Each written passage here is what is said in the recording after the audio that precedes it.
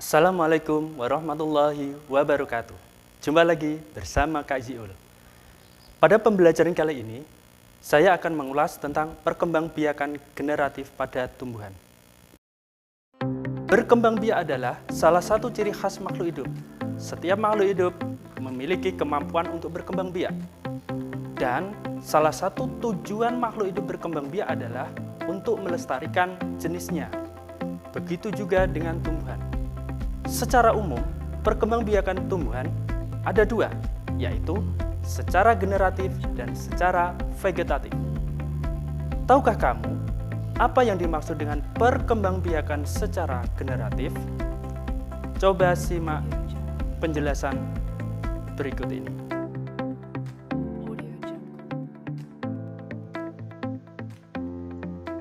Perkembangbiakan generatif pada tumbuhan. Berkembangbiak adalah salah satu ciri makhluk hidup yang bertujuan untuk melestarikan jenisnya.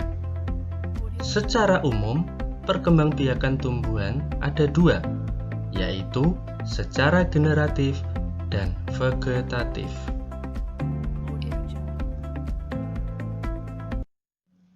Tahukah kamu, apakah yang dimaksud dengan perkembangbiakan generatif?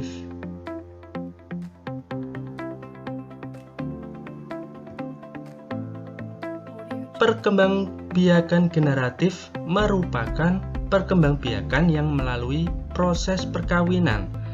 Perkembangbiakan generatif pada tumbuhan diawali dengan proses penyerbukan. Nah, penyerbukan itu sendiri yaitu peristiwa jatuhnya serbuk sari ke kepala putik.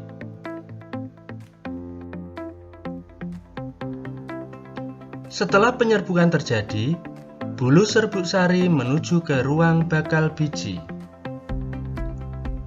Di ruang bakal biji terjadi pembuahan, yaitu peleburan serbuk sari dengan kepala putik. Hasil pembuahan dinamakan zigot.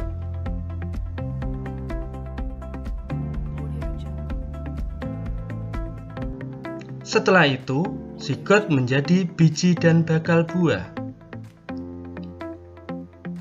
Kemudian bakal buah menjadi daging dan buah. Nah, beginilah proses dari pembuahan. Coba kalian perhatikan bunga berikut ini. Bunga merupakan alat perkembangbiakan generatif pada tumbuhan. Pada bagian-bagian bunga itu terdiri dari mahkota, kepala sari, benang sari, kepala putik, tangkai putik, kelopak, bakal biji, bakal buah, dasar bunga, dan tangkai bunga. Beberapa bagian bunga menghasilkan sel-sel kelamin yang diperlukan untuk proses perkembangbiakan generatif. Bagian tersebut adalah putik dan benang sari. Sedangkan putik itu merupakan sel kelamin betina dan benang sari merupakan sel kelamin jantan.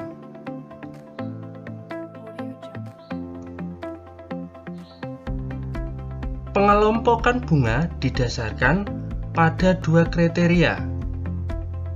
Yang pertama, pengelompokan bunga berdasarkan alat perkembangbiakannya, yaitu bunga sempurna dan bunga tidak sempurna.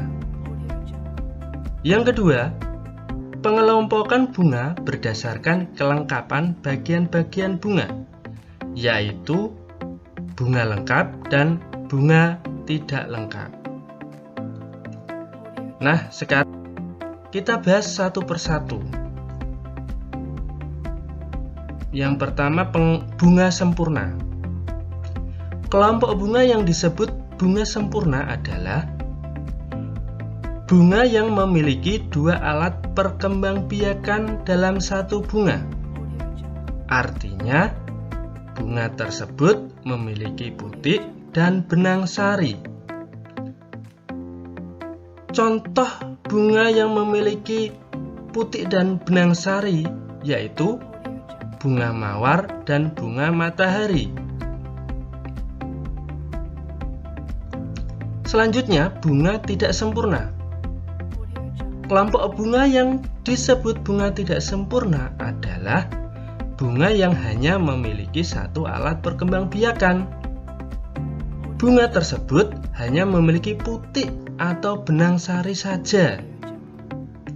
Contoh bunganya yaitu bunga pepaya, bunga salak, dan bunga jagung.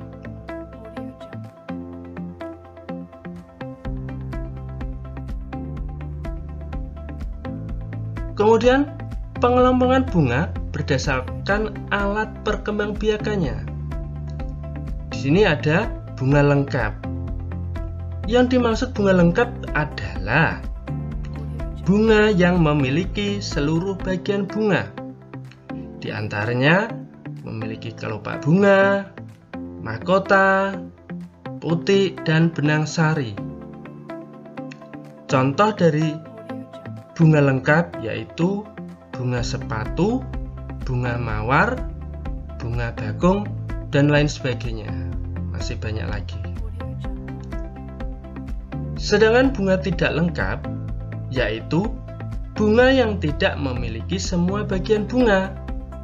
Contohnya bunga kamboja dan bunga kelapa.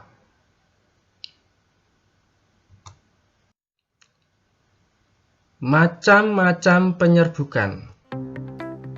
Jadi di sini macam-macam penyerbukan ada dua. Yang pertama berdasarkan asal serbuk sarinya. Yang kedua berdasarkan perantaranya.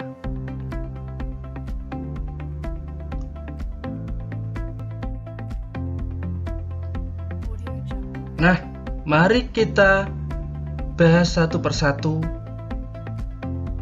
Yang pertama penyerbukan berdasarkan asal serbuk sarinya. Ini ada 4. Yang pertama, penyerbukan sendiri. Penyerbukan sendiri yaitu serbuk sari jatuh ke kepala putik yang berasal dari bunga itu sendiri. Nah, ini contoh gambarnya. Serbuk sari jatuh ke kepala putik. Selanjutnya penyerbukan tetangga, yaitu serbuk sari jatuh ke kepala putik bunga lain, tetapi masih dalam satu pohon. Jadi ini dalam satu pohon itu ada 2 bunga. Kemudian serbuk sari dari bunga yang berada di atas ini akan jatuh ke bawah, atau bisa sebaliknya, ya. Pokoknya dalam satu bunga, satu tangkai itu ada beberapa bunga. Serbuk sari itu bisa jatuh ke bunga yang lain dalam satu pohon. Kemudian penyerbukan silang. Penyerbukan silang itu serbuk sarinya jatuh ke kepala putik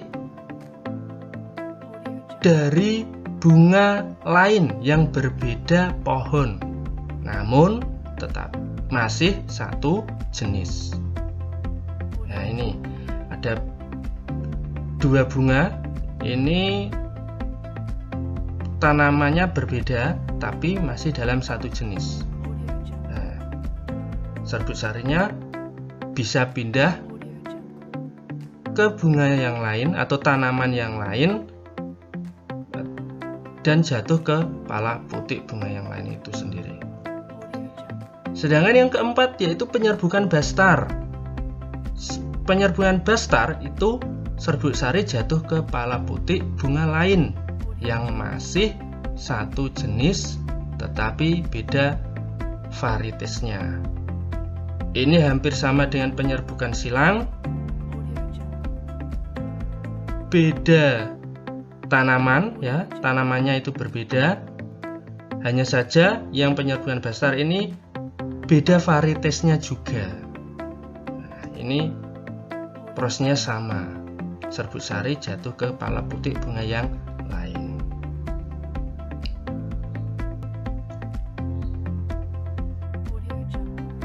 Selanjutnya, penyerbukan berdasarkan perantaranya.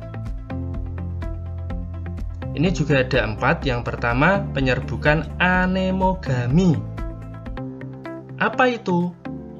Yaitu penyerbukan yang perantaranya dibantu oleh angin. Contohnya pada tumbuhan padi, jagung, kelapa sawit. Nah, dari penyerbukan anemogami ini memiliki ciri-ciri sebagai berikut, yaitu mahkotanya itu berukuran kecil dan tidak berwarna mencolok. Kemudian serbuk sarinya kering, ringan dan banyak, tidak berbau dan tidak berkelenjar madu. Kemudian kepala putih terjulur keluar. Yang kedua, penyerbukan zoidiogami, yaitu penyerbuan pada tumbuhan yang perantaranya dibantu oleh hewan. Contohnya ini adalah hewan yang sering membantu penyerbukan ini, yaitu kupu-kupu, lebah, siput, kelelawar, dan burung. Ciri-ciri dari bunga yang penyerbukannya dibantu oleh hewan itu biasanya warna mahkota bunga itu sangat mencolok dan besar. Bunga berbau khas. Bunga memiliki kelenjar madu. Serbuk sari bunga lengket.